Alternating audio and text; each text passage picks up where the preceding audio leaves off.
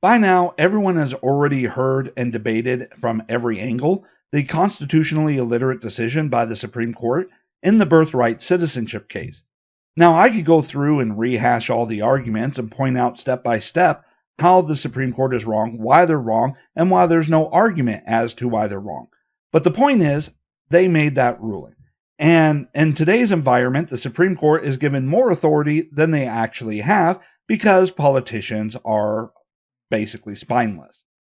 So instead of going through all of the arguments and trying to rehash everything, I'm going to focus on solutions, because if we don't solve this, the Democrats are going to continue to bring in illegal immigrants by the tens of millions in order to get them into the census and steal representation and electoral votes away from citizens. This is part of how they disenfranchise you from the process and rig the elections. It's through illegal immigration. Now, is that the only way they do it? No. But we don't actually need a constitutional amendment in order to fix this. Now, the Democrats want you to believe that because in this political environment, there is not enough votes there. But let's focus on what we can do legislatively in order to solve this. So, what can we do? Well, we could try things like passing a law that provides the legal definition of what subject to the jurisdiction thereof is. Now, how successful that would be, debatable. The Supreme Court would likely come through and try to say, no, we've already ruled on the constitutional definition of what the subject to the jurisdiction thereof is constitutionally, and you cannot redefine that. Fine. But there are more effective legislation that we can then do. Like, for instance, we can make it a felony with a minimum 10-year prison sentence for any employer to hire anybody that's in the country illegally. Now, I know this doesn't address the work authorization or the H-1B visa workers. We'll get to that in a little bit. But we could start off by making it a felony with a minimum of 7 to 10 years in prison for anybody who hires a person in the country illegally. And then the company would also face another $100,000 fine. And the beauty of that fine, on top of the prison sentence, is that we can then say half of that fine would go to any whistleblower who lets us know what companies are hiring illegal immigrants that lead to the conviction. So that's one thing. And without jobs, they're not going to be able to afford living in the United States, and they won't be here to give birth to begin with.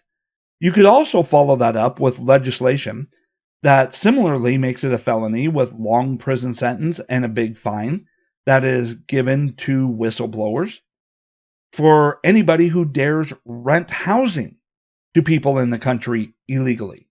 In fact, we can even do the same thing for anybody who provides banking services. So you cut off any ability to be employed and earn wages, any ability to get housing, and any ability to engage in any type of banking service. That right there pretty much removes them from the country, so they're not even here to begin with to give birth on U.S. soil. Now, there is another piece to that we can then do. Now, this one, I'm sure there will be some judge somewhere that would go ahead and try and claim, no, you can't do this. Because this one wouldn't just target illegal immigrants. This one would target people who are in the country on temporary protected status, H-1B visas, or just have a temporary work authorization. And that is to make it a felony with a 25-year prison sentence. Now, we can adjust the prison sentence time frame if that's a little too harsh, but a felony with a long prison sentence for any person who is in the country illegally or temporary basis to give birth on U.S. soil.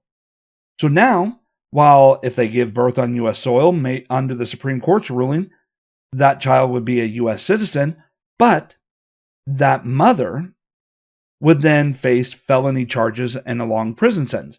Do you think that mother is going to risk that? Or do you think she's going to maybe go back home, maybe go down to Mexico, go to some other country in order to give birth in hopes of being able to come back? Think about that. Now, that doesn't require any type of constitutional amendment.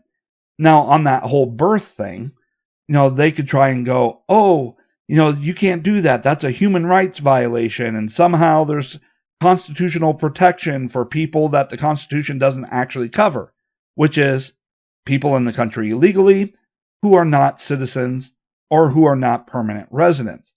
Because the Constitution only provides for citizens.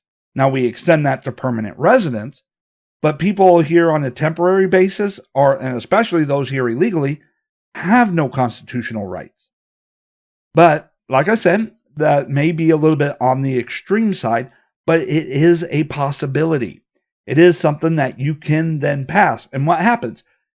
Even though the Constitution, under the Supreme Court's current ruling, may say that a child born on the soil is an American citizen, even though that's only half of the actual requirements, through legislation, you can still enact the basic rationale behind the 14th Amendment, the original meaning behind the 14th Amendment, the original definition of the terms, because you've effectively ended any incentive for them to ever give birth on U.S. soil when they are here illegally or on a temporary basis, because you make it a felony. And with that felony, you make it a requirement of hospitals to report anybody who is in the country either on a temporary basis or illegally who is pregnant or who has given birth at their hospital. And for any application for a Social Security card for a new child, with recognized citizenship, the legal status of the parent, or at least of the mother, would have to be disclosed in that. And if they are here on a temporary or if they are here illegally, then we have the information as to who they are, and they can then be arrested. Because how do they expect to get the Social Security card if they don't provide the mailing address? You see the beauty of this. If you were to do what I suggest, then you would end all illegal immigration altogether. There wouldn't be anybody in the country illegally or on a temporary basis to go through and give birth in order for the Supreme Court's new interpretation of the 14th Amendment to even apply.